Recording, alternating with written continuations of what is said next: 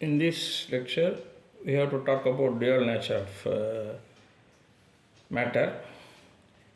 Light has dual nature, that is known to you, which means that light is having wave as well as particle nature. The phenomena like interference, diffraction, and polarization are explained by wave nature of light. In this concept of interference, we are assuming that light is propagating like a wave. The same condition is true for the two cases, diffraction and polarization. But the concept photoelectric effect and Compton effect are concerned, then we cannot use the concept wave nature. Only with the help of particle nature of light we can explain both photoelectric effect and Compton effect. Similar to light radiation, matter is also having dual nature. Matter is also having dual nature, which means that electron is behaving like a particle as well as a wave. To explain the concept dual nature, de Broglie introduced a concept, say matter wave. Consider a particle is in motion.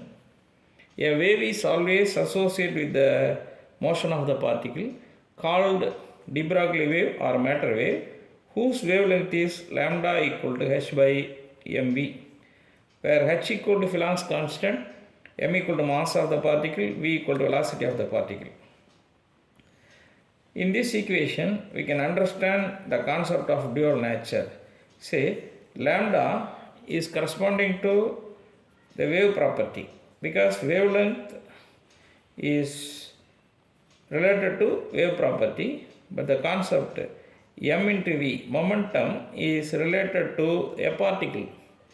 So, the mv term represents the particle nature, the wavelength represents the wave property of matter. So, this is the single equation used to represent both particle and wave-like behavior of a matter. According to de Broglie, a particle is in motion, a single wave is associated with the motion of the particle, and the total nature of the particle is guided by the wave alone. De Broglie wave is not an electromagnetic wave, because if you think about an electromagnetic wave, the electromagnetic waves are generated only by the motion of the charged particle. Motion of the charged particles generates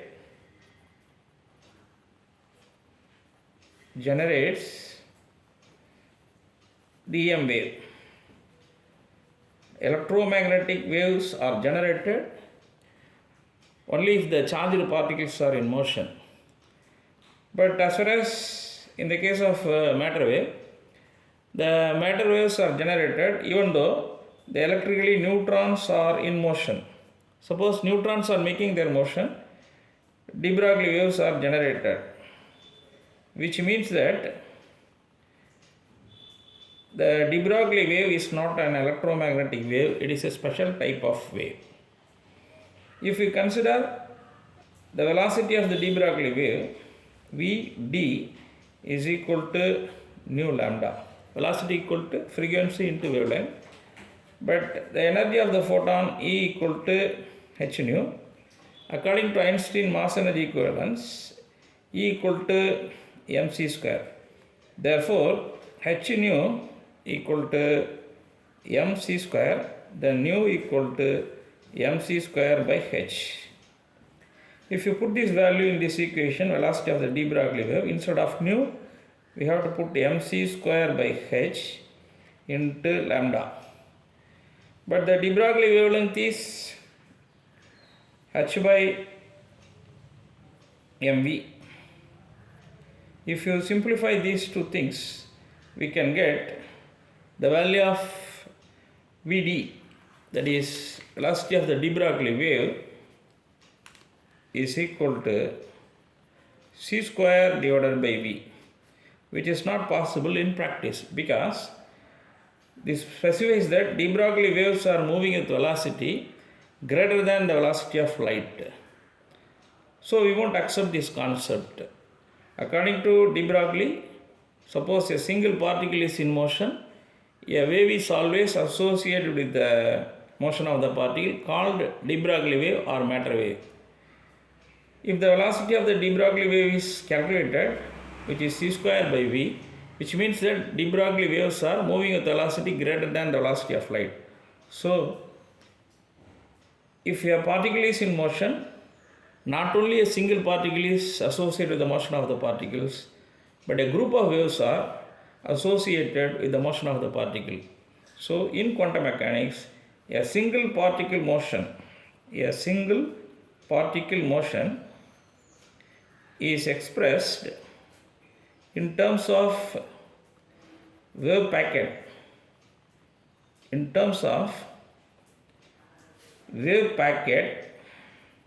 rather than a single wave. This is the important concept. Consider a particle is in motion. Not only a single wave is associated with the motion of the particles, but a group of waves are responsible for the motion of the particle. So, the group of waves are expressed in terms of the concept wave packet. You may conclude that single particle motion is expressed in terms of wave packet rather than a single wave. If you talk about the concept de Broglie wave, a question is arised. What should be the limitation for dual nature?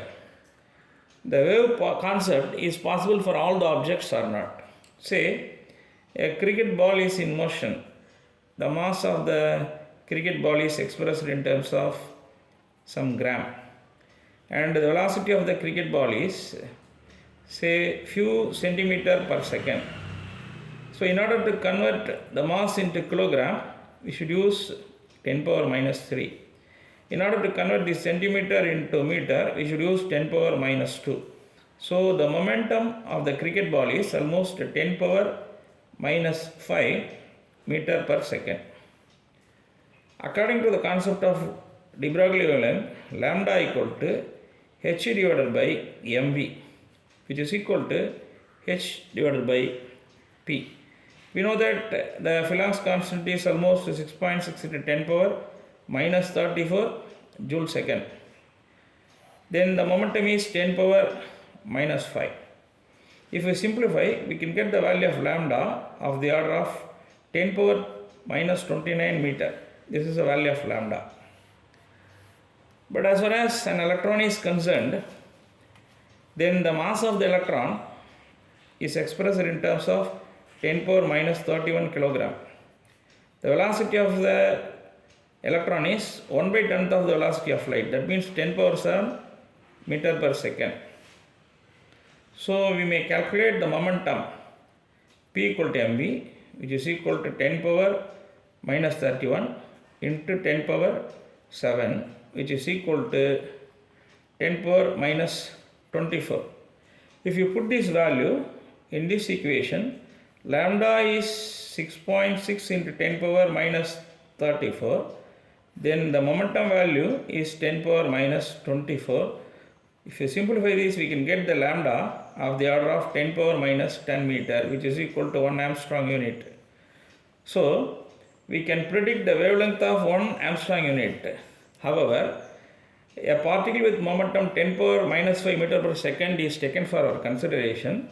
The value of wavelength lambda is expressed of the order of 10 power minus 29 meter. Such a smaller wavelength cannot be predictable one. but we can predict the wavelength of the order of 10 power minus 10 meter. Here 10 power minus 10 meter is 1 Armstrong unit, which is also the dimension of an atom. So that the concept dual nature of matter is possible only in atomic dimension. In all other cases, the dual nature of matter is not possible.